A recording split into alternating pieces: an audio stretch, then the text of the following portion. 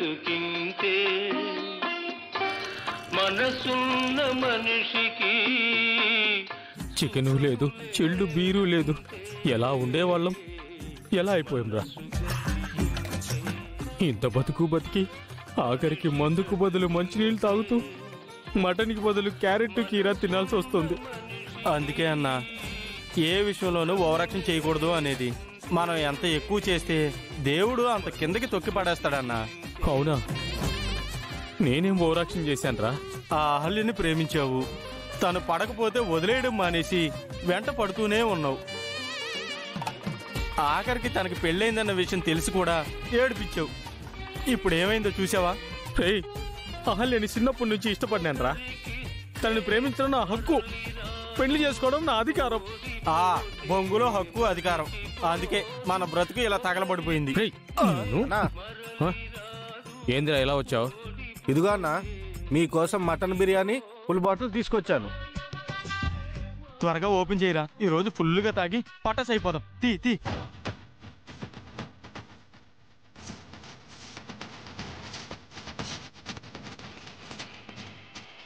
Cigarette, మందు, pan, gutka, chicken, mutton వీటన్నింటికి మీరు దూరంగా ఉండాలి.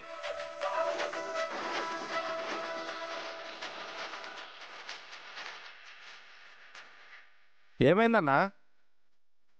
మీకోసం మటన్ బిర్యానీ మందు తీసుకొస్తే తాగకుండా పక్కన పెడుతున్నారు. మేము మందు తాగకూడదురా, మటను చికెను తినకూడదు. ఎందుకన్నా? ఏదన్నా రథం చేస్తున్నారా? రేయ్, ఇప్పుడు ఎందుకురా ఇవన్నీ? ఎందుకు తీసుకొచ్చావు? మా బామ్మది పెళ్లి కుదిరిందన్నా, అందుకే పార్టీ ఇస్తున్నాను. తినండి.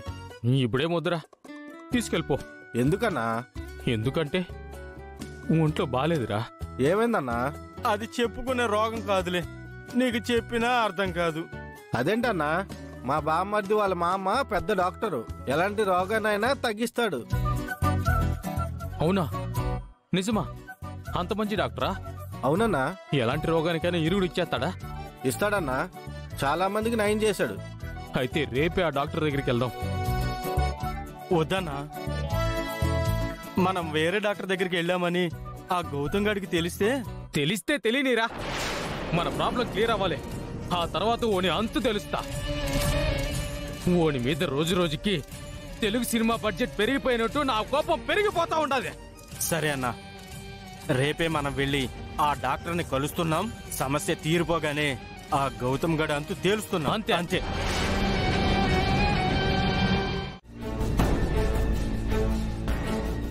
ఏంటది? నేను మాట్లాడుతూ ఉంటే అంత సైలెంట్గా ఉంటావు? ఏం మాట్లాడమంటావు గౌతమ్? అయినా మన మధ్య హాస్పిటల్, పేషెంట్, మెడిసిన్స్ తప్ప మాట్లాడడానికి వేరే టాపికే లేదా? అంతకు మించి మన మధ్య వేరే విషయాలు ఏమున్నాయి అదితి? అంటే మన మధ్య వేరే ఏ విషయాలు లేవా?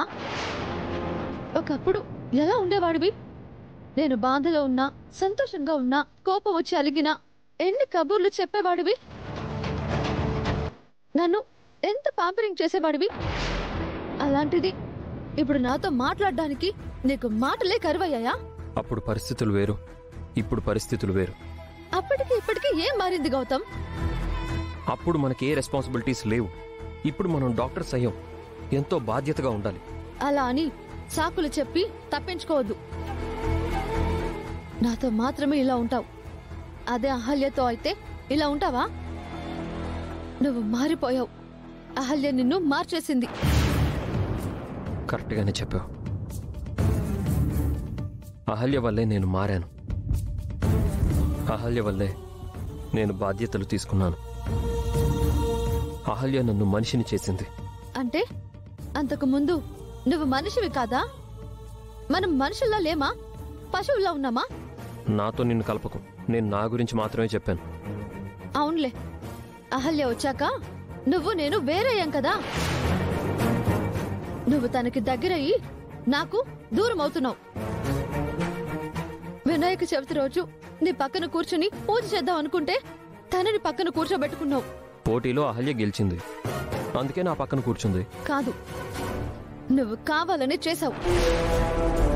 కాదు, నువ్వు నన్ను అవాయిడ్ చేశావు, అందరి ముందు అవమానించావు. అది తలుచుకుంటేనే కోపం వస్తుంది. అంత కోపం ఎందుకు? అయినా అహల్యతో ఫ్రెండ్లీగా ఉండమని చెప్పాను కదా నీకు. తనతో నేను ఫ్రెండ్లీగా ఎలా ఉంటాను? అది నా ప్రేమ లాగేసుకుంది, నిన్ను నాకు దూరం చేసింది. నిజంగా నువ్వు మనిషిగా మారడం ఏంటో కానీ నన్ను దొంగలా మారుస్తున్నావు. అదైతే నిజం. ఏంటి ఏమన్నావు? ఏం లేదు. నన్ను దొంగలాగే మిగిలిపోని గౌతమ్, క్రిమినల్ గా మారనివ్వకు. సారీ అదితి, నా ఉద్దేశం అది కాదు. I'm sorry Aditi. ఇంకేం మాట్లాడద్దు. అది కాదు అదితి. మాట్లాడదన్నా?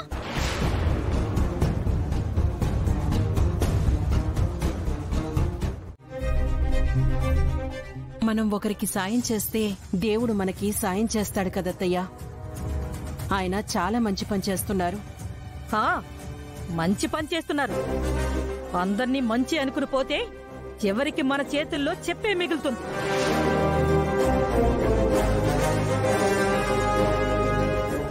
ఆల్రెడీ అనుభవిస్తున్నాం కదా.